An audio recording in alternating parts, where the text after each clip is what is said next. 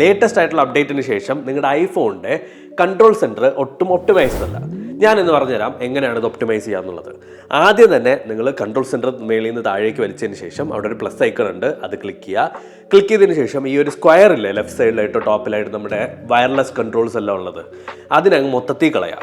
എന്നിട്ട് ഇൻഡിവിജ്വലി നമുക്ക് ഓരോന്നായിട്ട് സ്റ്റാക്ക് ചെയ്യാം. Wifi, hotspot, Bluetooth, mobile data, അതുപോലെ തന്നെ എയർപ്ലെയിൻ മോഡ്, ഇതെല്ലാം കഴിഞ്ഞതിന് ശേഷം നിങ്ങൾക്ക് ഇതിനകത്ത് ഇമ്പോർട്ടൻ്റ് ആയിട്ട് വേണ്ട കുറച്ച് കാര്യങ്ങളും കൂടി ആഡ് ചെയ്യണം. നമ്മുടെ ബ്രൈറ്റ്നസ് ടോഗിളും അതുപോലെ തന്നെ നമ്മുടെ സൗണ്ട് ടോഗിളും റൈറ്റ് സൈഡിൽ ഒരു മിഡിൽ ഭാഗത്തേക്ക് കൊണ്ടുവരുന്നതാണ് ഏറ്റവും ഒപ്റ്റിമൽ. അത് കഴിഞ്ഞതിന് ശേഷം നിങ്ങൾക്ക് ഇമ്പോർട്ടൻ്റ് ആയിട്ട് വേണ്ടത് ഒന്ന് ഓറിയൻറ്റേഷൻ ലോക്ക്, രണ്ടാമത്തത് നമ്മുടെ സൈലൻ്റ് ആക്കുന്നതും സൗണ്ട് ആക്കുന്ന ബട്ടൺ, പിന്നെ dark mode button, torch, screen recording button. പിന്നെ യൂസ്ഫുൾ ആയിട്ട് നിങ്ങൾ എല്ലാവരും ട്രൈ ചെയ്തിരിക്കേണ്ടത് ഒരു ചാറ്റ് ജി പി ടിയുടെ ബട്ടൺ ഇവിടെ കൊണ്ടുവച്ചിരിക്കണം. കാരണം പെട്ടെന്ന് നിങ്ങൾക്ക് chat G P T access ചെയ്യാനായിട്ട് ഈ വിഡ്ജറ്റ് യൂസ്ഫുൾ ആയിരിക്കും. അതുപോലെ തന്നെ QR കോഡിൻ്റെ ഒരു ബട്ടണും കൂടി ഞാൻ ആഡ് ചെയ്തിട്ടുണ്ട്. ഞാൻ ഒരുപാട് QR കോഡുകൾ സ്കാൻ ചെയ്തതുകൊണ്ട് ഇപ്പോൾ ഏതെങ്കിലും റെസ്റ്റോറൻറ്റ് പോയി കഴിഞ്ഞാൽ QR കോഡിലായിരിക്കും മെനു ഉണ്ടാവുക. അപ്പോൾ അതിന് വേണ്ടിയിട്ടാണ്.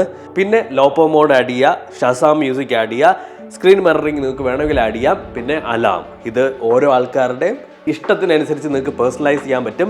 ഈ പറയുന്ന രീതിക്കാക്കി കഴിഞ്ഞാൽ നിങ്ങളുടെ കൺട്രോൾ സെൻറ്റർ കുറച്ചുകൂടി എഫിഷ്യൻ്റ് ആയിരിക്കും.